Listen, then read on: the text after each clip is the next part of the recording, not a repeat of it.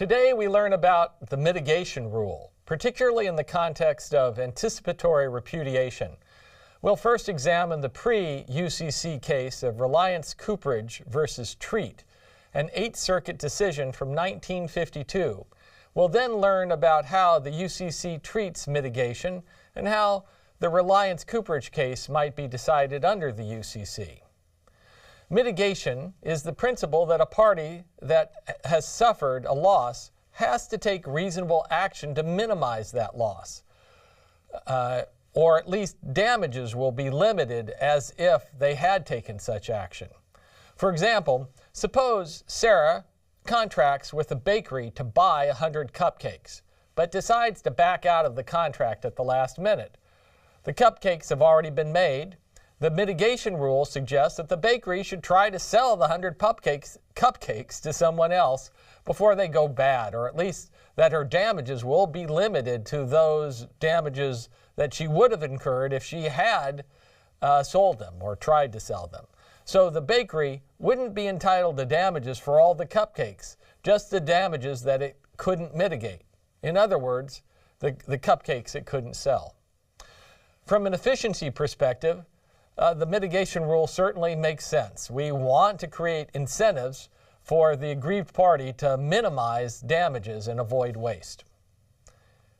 Plaintiff appellant Reliance Cooperage and defendant appellee Treat entered into a written contract in this case under which the defendant agreed to produce and deliver 300,000 white oak bourbon staves.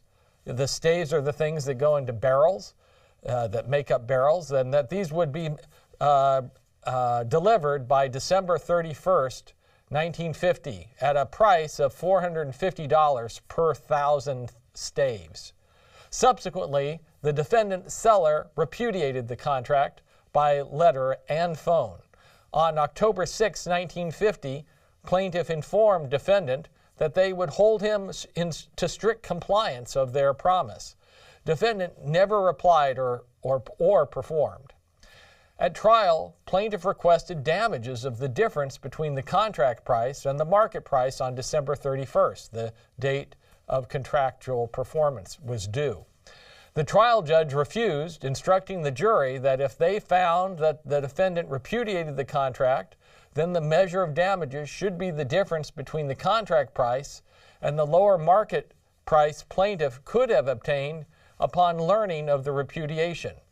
The jury awarded plaintiff $500 and the instant court reversed. The main issue in this case is whether the plaintiff was under an unconditional duty to mitigate damages upon learning of defendant's anticipatory repudiation. The court held for the plaintiff. There is no obligation to mitigate damages until there are damages to mitigate, and there are no damages accrued in this case until the date of performance. It's possible for us to break down the court's reasoning into two inquiries.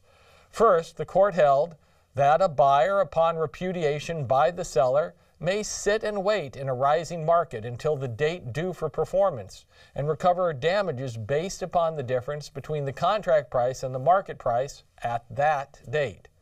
Second, the court held that the buyer did not have a duty to mitigate damages by purchasing staves elsewhere on October 6, earlier than called for in the original contract, when the market price was lower. What's the rule under the UCC? Under Section 2610, the non-breaching party is given the option to wait a commercially reasonable time after the repudiation, or to cancel and seek damages. It is not clear what happens if the buyer waits for more than a commercially reasonable time and does not cancel. Also, under Section 2713, a buyer is only awarded the difference between the market price at the time when the buyer learned of the breach and the contract price.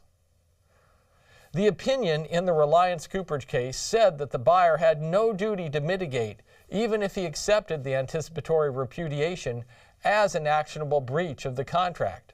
Is that consistent or inconsistent with the UCC? Well, it's probably inconsistent with the UCC. While at common law the promisee can resist repudiation, which remember is like an offer to cancel, which the promisee can reject. But under 2.713, the repudiation can only be resisted for a commercially reasonable time.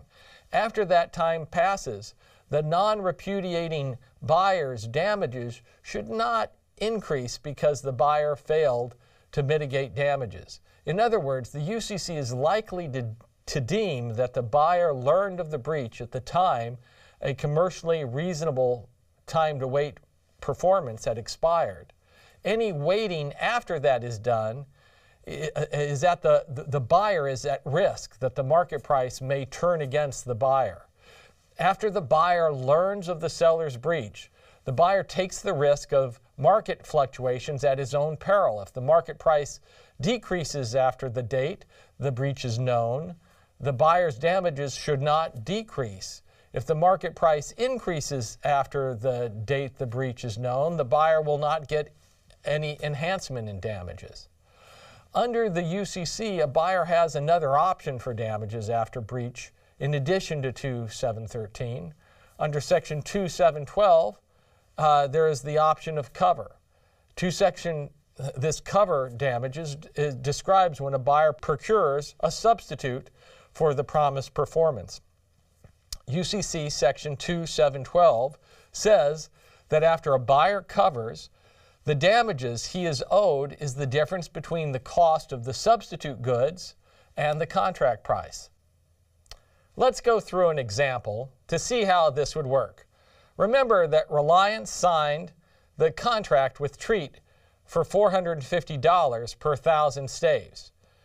Now suppose Reliance on September 1st, 1950 had canceled the contract because of Treat's anticipatory breach, and Reliance purchased 300,000 barrel staves at $525 per 1,000 from another producer. On December 31st, 1950, the market price had dropped back to $450 per 1,000. What damages would result if the buyer had covered in this way? Well, if the conditions of the UCC 2.712.1 are met, if the purchase was done in good faith and it was reasonable, then the damages should be the difference between the contract price of $450 and the cover price of $525. Without knowing more, it was probably reasonable for Reliance as a buyer to cover at the market price of $525, even though it turned out that it would have been cheaper to wait. Buyers usually don't have a crystal ball to know what will happen to the future market price. What damages would result if the buyer failed to cover? Well, then damages would be determined by another UCC section, UCC section 2.713. In other words, a court would evaluate what the market price was at the time of breach and award the difference between the contract price and that market price. The bottom line is that regardless of whether the buyer actually covers, the buyer cannot profit from speculation, and in both cases the remedies approximate what a reasonable cover would cost. Now, suppose that Reliance still canceled the contract for breach in September and purchased the staves at $525 per 1,000. But now, instead, imagine that the market price, instead of falling, that the market price actually increased to $750 per 1,000 on December 31st, 1950. Instead of suing for damages under UCC Section 2.712, Reliance sues under Section 2.713, subparagraph 1. What damages would result? Well, the buyer can only recover damages under UCC 2.712 under this kind of a hypothetical. Actual cover that satisfies UCC Section 2.712 precludes recovery under UCC Section 2.713. There was some ambiguity in this because Section 2.712 is silent on this question, but a comment in Section 2.713 clarifies the issue. And basically, if you pursue cover and actually go out and buy substitute goods, you're going to be limited to 2712 damages. In summary, Reliance Cooperage held that there's no obligation to mitigate damages until the date of performance. The UCC takes a different position. The obligation to mitigate damages starts at the time the buyer learns of the breach. There are two ways to calculate damages. If the buyer covers and buys a substitute good, then UCC Section 2712 governs, and damages is going to be the difference between the value of the contract and the value of the substitute goods. If the buyer doesn't cover, then UCC Section 27